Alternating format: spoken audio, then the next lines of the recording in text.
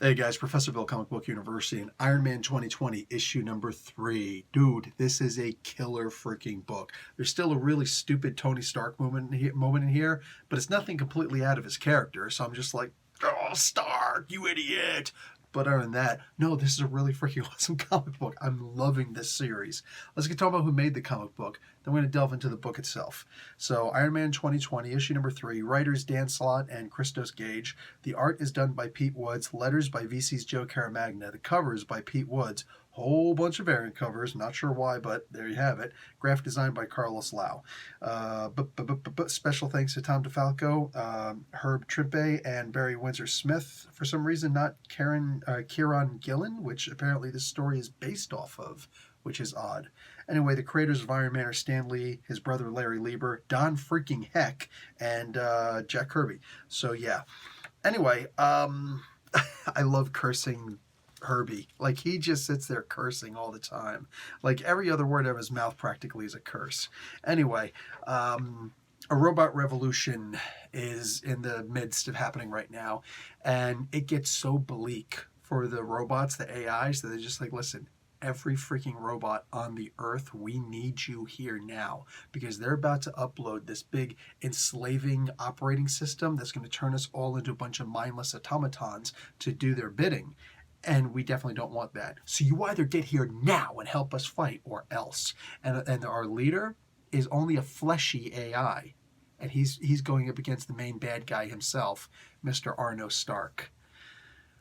Bruh, that message goes out, and there is a beast of a movement. This was, like, it almost looks like something out of...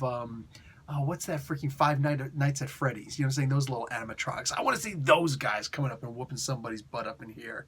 Anyway, yeah, this is wicked.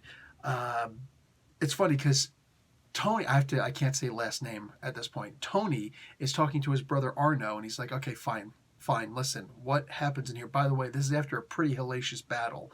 I was actually hoping at one point, you'll see the part I'm talking about, I was really hoping that Stark would have his arms torn off, because it would have been, crazy to see, but he's an AI. I think he could handle it.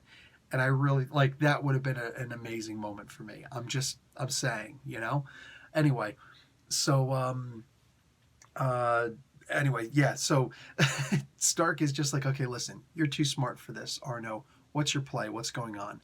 So Arno's like, I didn't think you'd believe this, but I'm going to give you, a shot. I'm glad you asked. Listen, there's this thing coming, and it's really bad for us. And he's like, wait a second, you talk about the thing from Kieran Gillen's run of Iron Man back in 2012? And he's like, yes, I am. It pretty much goes just like that. And he's like, wow, okay, I didn't believe this. So wait a second, I thought you were crazy before. Apparently I was wrong. You're effing nuts. And he starts shooting things, and he's trying to blow up a satellite. And it's like, dude, what are you doing at this point, man? Anyway, he is able to stop the...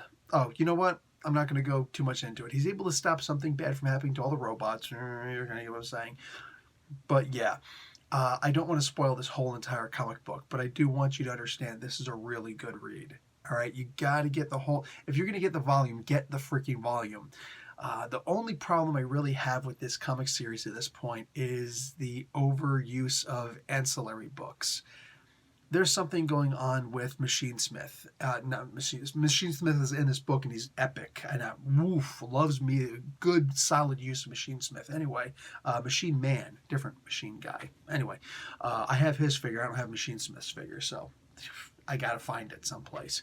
So they have all these ancillary books that, like, Rescue 2020 issue number 1 is out this week, and they're all doing stuff, and I don't know what they're doing because I'm not going to buy all of these books. I know. A bunch of people are like, but Professor, you always buy all the books.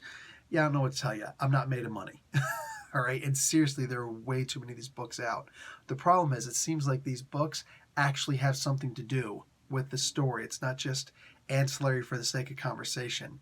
They're really getting into, where is Machine Man? What happened to him? And I kind of want to know.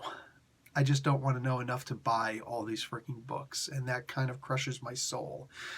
I get it. I really do. I genuinely do get it. You're going to try and put out a bunch of books and make some more money, and I'm hoping that the story gives us enough that we can actually follow along. We don't really need those extra books. But it hurts that they do seem so necessary for this event that just, there are too many events.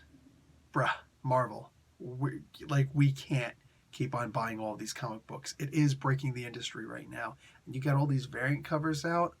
What are you doing to the industry at this point? And it's not just a couple people saying it. I really do wish that Marvel would pay attention to that. Anyway, all that being said, Pete Woods up in here, man. Holy crap. Pete Woods, the artist. He's doing all the art in this book for all intents and purposes.